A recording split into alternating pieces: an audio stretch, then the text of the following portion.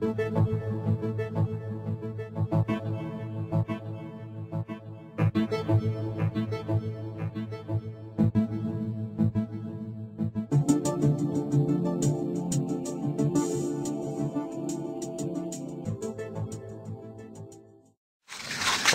is money in the world? Money as it exists now is in fact the constitution of man. It is the image and likeness of man. It is the image and likeness of God. Money is the way people judge each other, the way people enslave each other. It is manifested in segments or currencies or frequencies, so to speak, of various different currencies with different values compared to each other. It is the complete manifestation of how the mind functions, of how heaven functioned, and it establishes the now. It is the energy within which the present moment of the human functions. It is the energy which determines which direction the present moment will take. It is the energy which determines what choices will be made. It is the energy that determines who will be in power. It is the energy that determines who will live and die. It is, for all practical purposes, the God of man.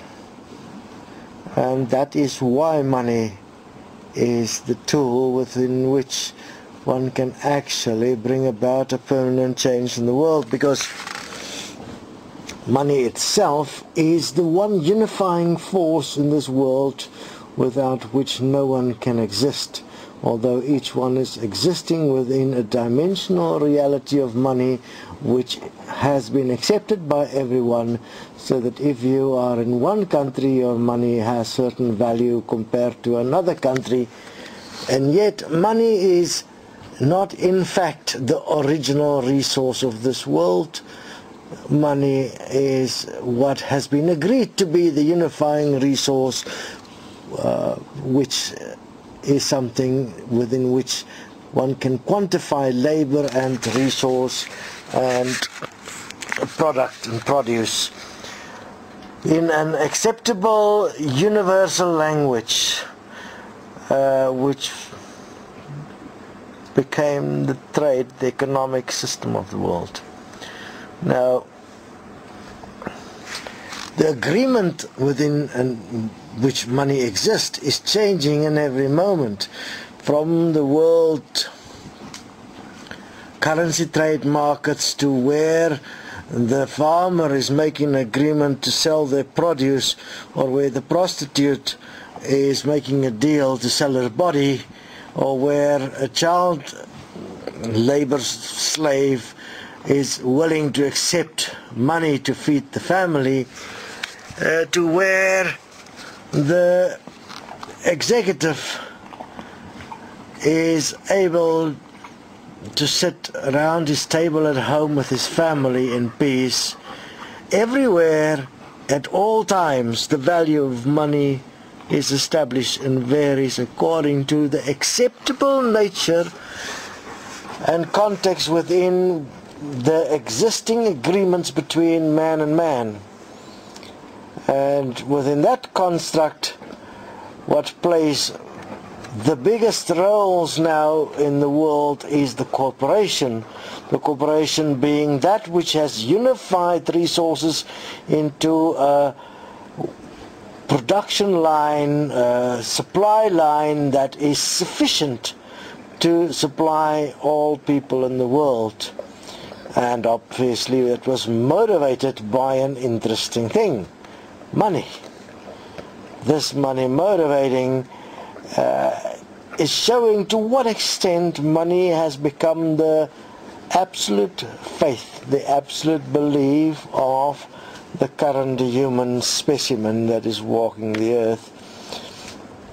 And this has culminated in levels of atrocity that is incredible, because it is allowed purely because money wills it, for no other reason.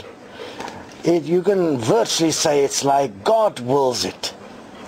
And man has made money the scapegoat of man's evil, and call money the root of all evil, when it is actually man that is the root of all evil.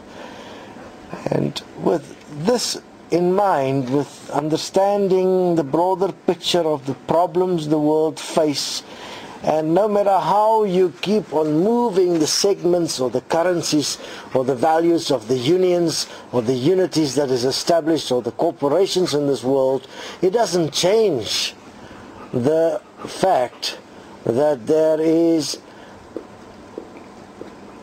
a problem in the world of a magnitude as there has never been before. And within this context, a new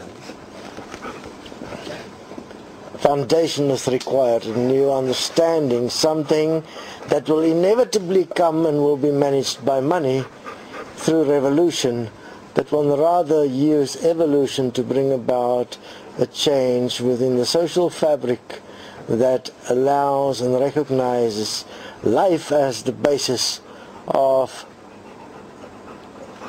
the living on earth, and not money as the basis of living on earth. So, within the context of equal money for dummies, one must understand that the simplicity of the solution is astounding. Yet, those with money will try and rebuke it and protest, claiming that the only thing that makes men move is motivation through profit and money. That would be like saying that the only thing that moves men is greed, because that's what it implies. Yet, if you have a look at it, what moves men has been survival. The inherent goodness of man, the goodwill of men, has never really been tested in this world, because that opportunity has never arisen where all men were equal, where each man was the neighbor, was his neighbor's best friend.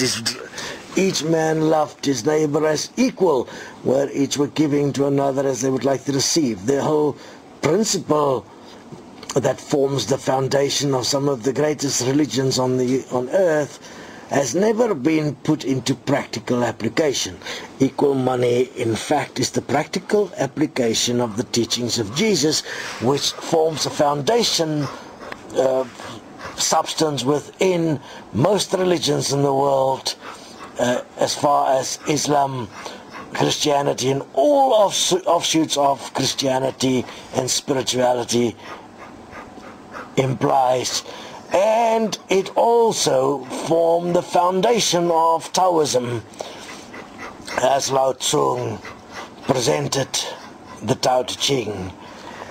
So, in terms of spiritual virtue, equal money walks hand in hand with the greatest and the most prolific that has ever walked the earth, and is therefore most certainly the answer that is using a physical object to unify a world that is lost in its fear of each other, bringing about the obvious solution that will bring peace and freedom and love, which is love thy neighbor as thyself, and the obvious way to bring about a world of dignity where life can be glorified, which is give to another what you like to receive. I mean, to base laws, which is achieved in one way, one swoop, with equal money. Within this, understand obviously that we do not say that what has been before was without meaning, because the whole way that mankind developed up to now has made it possible that equal money can exist. We now have the technology within which we can actually establish such a system. Obviously there is a lot of moral issues around the technology and the way it's been constructed that must be addressed. Moral issues in terms of the making of equipment in ways that it is not trustworthy and effective, because it was made within a money system that was forever at a loss and needed to create new money the whole time, and therefore everything had to break so that you could make more money. So it was like a polarity system that was from break to make the whole time, and therefore no one could ever stop and actually appreciate life, because you had to make more money, otherwise you run out of money. There's not enough. You can't pay the people, you can't support the business, you can't support the family. It's a massive problem, a monster created through the deliberate incorporation of premeditated redundancy within equipment in the world. Obviously these concepts will be redefined to be trustworthy within an equal money system.